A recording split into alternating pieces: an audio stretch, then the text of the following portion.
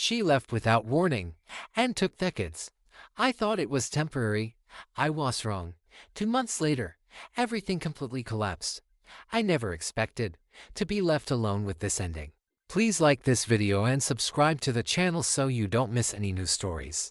Everything I thought I knew about my life fell apart in just a few weeks. This is not a story about anger or revenge. It is about how fast stability can disappear when you least expect it. My name is Daniel. I am 39 years old. I was married to my wife, Laura, for 5 years. Together we have a 4-year-old daughter. Laura also has 2 older children from a previous relationship, 13-year-old twins.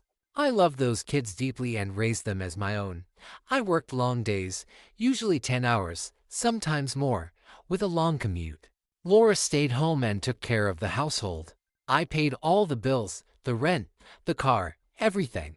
It wasn't perfect, but we had food on the table, a nice home, and stability for the kids. About 2 months ago, we took Laura's car to a mechanic shop for routine service. That visit changed everything. There was a young employee there, around 23 or 24.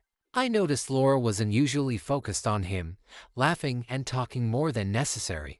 I even spoke with him myself because I was wearing a Raiders jersey and he mentioned he liked the team too. At the time, it felt harmless.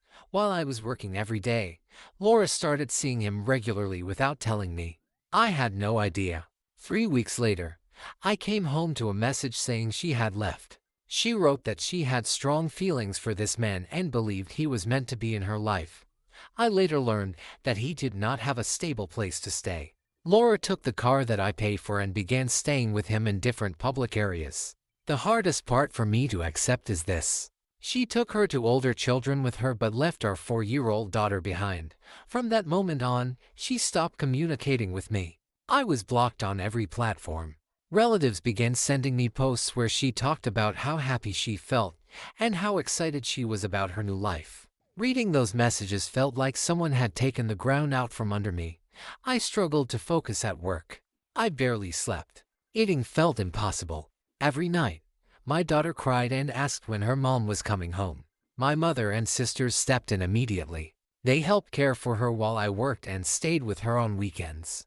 Without them, I don't know how I would have managed. I kept asking myself what I did wrong. I supported my wife. I cared for her when she wasn't well. I treated her children as my own. The only complaint she ever voiced was that I worked too much and didn't spend enough time with her. I understand that now. But we never went without. We had a home, food, and security. If she had spoken to me openly, I would have tried to make changes. Instead, she chose to walk away without a conversation. One night, things escalated further. Officers came to my door so she could collect more of her belongings. Our daughter was asleep, thankfully. Laura took a few bags of clothes and told me to get rid of the rest. She said she was never coming back. When I looked outside, the man she left with was sitting in the passenger seat of my car. The next morning, she messaged me asking if I could help with gas money and continue paying for the car. She said maybe then she would speak to me in person. I didn't respond. At that point, I felt completely drained. I know I worked a lot. I regret missing small moments. But we were never struggling. I truly believed I was lucky to have her. Looking back now, I realize I ignored warning signs. When I first met Laura, she was living out of her car. We met at a friend's gathering. The next morning, she was still there, holding on to me, fully dressed. Nothing inappropriate happened, but from that day on, she became part of my life very quickly. I see now that I overlooked things because I cared about her. That is how this chapter of my life began. Before all of this happened, Laura seemed like a devoted partner and a caring mother. She kept the house in order, cooked dinner every night, and made sure everyone was taken care of. The kids had structure. The home felt calm. At least, that's how it appeared on the surface. In the final 2 months before she left, something changed. She became distant and quiet. She spent more time on her phone and less time engaging with the family. I assumed she was stressed or dealing with something she didn't want to talk about. I tried giving her space, believing she would open up when she was ready. What I didn't know was that her attention was already elsewhere. She began to criticize my work schedule more often. She said I wasn't present enough, that she felt bored and unfulfilled staying at home. I suggested she get a part-time job if she wanted something different. She dismissed the idea completely. She never wanted to work. She wanted me home more, but that wasn't realistic if I was going to continue providing the life we had. She asked for more experiences, more outings, more excitement. I was exhausted most days, but I still believed we were building something stable for the kids. I thought consistency mattered more than constant entertainment. Then came the silence about our daughter. Weeks passed without her asking how our youngest was doing. She didn't call. She didn't check in. This was the same woman who used to call our daughter her sweet girl, who hugged her constantly, who never went a day without showing affection. It felt like a switch had been flipped. The warmth was gone. I couldn't understand how someone could disconnect so completely. Meanwhile, the twins were being pulled from place to place. I worried constantly about their routine, their schooling, and their sense of safety. I reached out to the school and began asking questions. I also contacted child services, not out of anger, but out of fear. I needed guidance. I needed to know the kids were okay. Laura reacted coldly when she found out. She told me the children were no longer my concern. Hearing that broke something inside me. I had been their father figure for 5 years. They called me dad. I loved them with everything I had. Around this time, she started reaching out only when she needed something. Help with expenses. Help with the car. Help with basic necessities. Each message felt transactional. There was no remorse. No accountability. Just requests. I agreed to meet her once in a public place. When I saw her, I barely recognized her. She looked exhausted and disconnected from herself. The man she left with was there, along with the kids. I offered to take the children so they could return to school and a normal routine. She refused, asked about our daughter. She told me she loved her but did not want to be part of her life right now. Hearing those words is something I will never forget. From that point on, I stopped engaging emotionally. I contacted legal counsel. I documented everything. I focused on my daughter and on creating stability where I could. I refused to argue, even when she tried to pull me back into conversations filled with confusion and mixed signals. Some days I felt numb. Other days I felt overwhelmed. But through it all, I knew one thing. I could not keep living in uncertainty. I had to protect the children and start rebuilding, even if I didn't yet know what that future would look like. Asterisk. As days passed, the situation became more chaotic. Laura would appear unexpectedly, then disappear again. One evening, she came to the house insisting on collecting more belongings. She claimed she wanted to talk about possibly coming back. I told her calmly that I couldn't do that anymore. Too much damage had already been done. She refused to leave, so I had no choice but to ask for assistance to keep things calm and safe.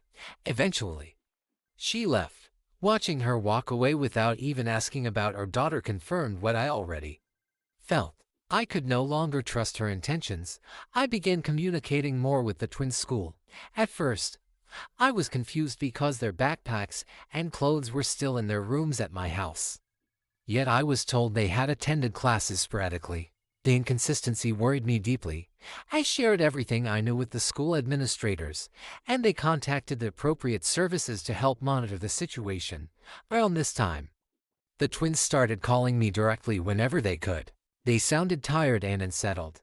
They told me they missed home, missed having a routine, and missed feeling normal. Hearing that made it impossible for me to stay passive. Eventually, one of the twins asked if he could come stay with me. He said he was exhausted from constantly moving around. I told him yes immediately. When he arrived, I could see the relief on his face. He finally slept through the night. He ate properly. He looked like a kid again. Our 4-year-old stayed close to me during this time. She asked fewer questions, but I could tell she was processing everything in her own way. I focused on keeping her days predictable, meals at the same time, bedtime stories, familiar routines, small things that make a child feel safe. Laura continued reaching out inconsistently. Sometimes she apologized, other times she blamed me. She would say she was confused, that she felt lost, that she didn't know what she wanted. I stopped responding unless it directly involved the children. A few days later, Our daughter briefly went to stay with her mother. She came back after only 2 days. That night, she was found nearby, overwhelmed and frightened. I realized then that she needed more support than I could give alone. I began reaching out to professionals to make sure she had the help she deserved. That moment changed everything for me. I officially moved forward with legal steps to separate our lives. When I told Laura, she cried and said she was still attached to the man she left with. Hearing that no longer shocked me. I felt empty instead. Shortly after, she called again, saying things were not going as she expected. She sounded distressed and unstable. I stayed calm and contacted authorities to make sure everyone involved was safe. I knew at that point that I could not be her emotional support anymore. Every time I felt like I was starting to heal, another call would pull me back into stress. But I refused to let it consume me again. My focus had to be on the children. Not long after that, both of the twins came back to stay with me.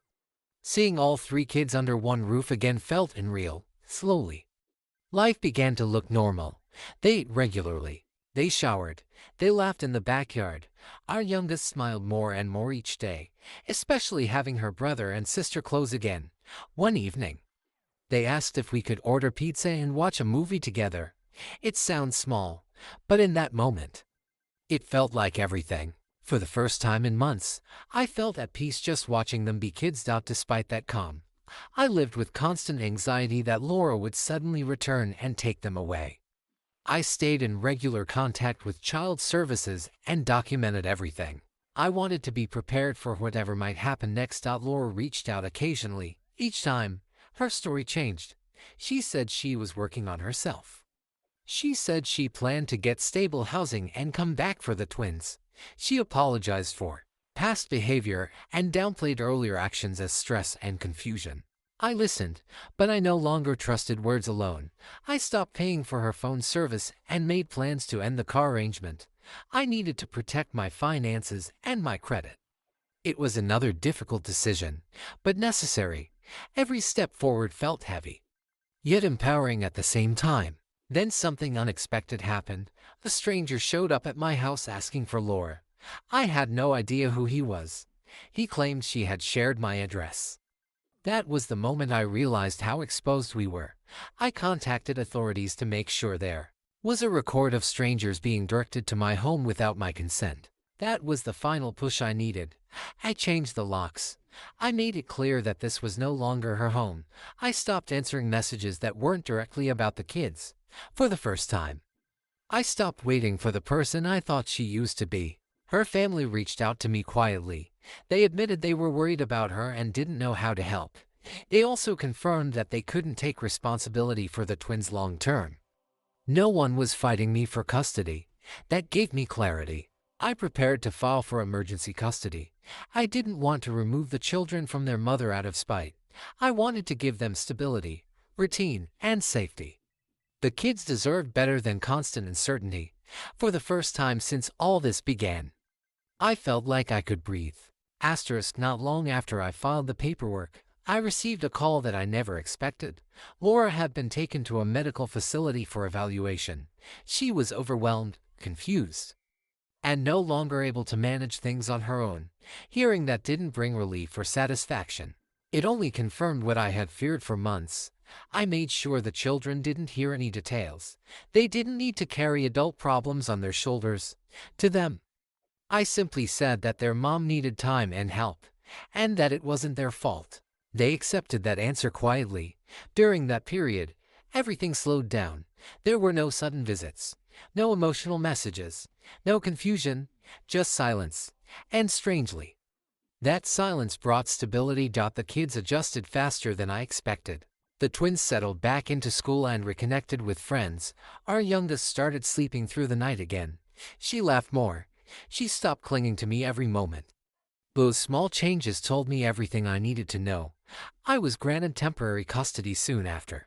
When I read the confirmation, my hands were shaking, not because I felt like I had won, but because the responsibility finally felt real. There was no backup plan anymore. This was my life now. Laura reached out once more through a third party. She said she understood that things had gone too far and that she needed to focus on herself. There was no argument this time, no blame, just acceptance. That conversation marked the true end.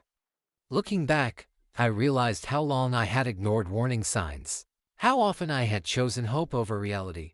I thought love meant holding on no matter what. Now I understand that love also means knowing when to let go. Today, our home is quiet in a good way. Mornings are busy, evenings are calm, the kids feel safe. And for the first time in a long while, so do I. Don't know what the future holds, but I know this. Walking away from chaos was the hardest decision I've ever made, and it was also the right one. Asterisk.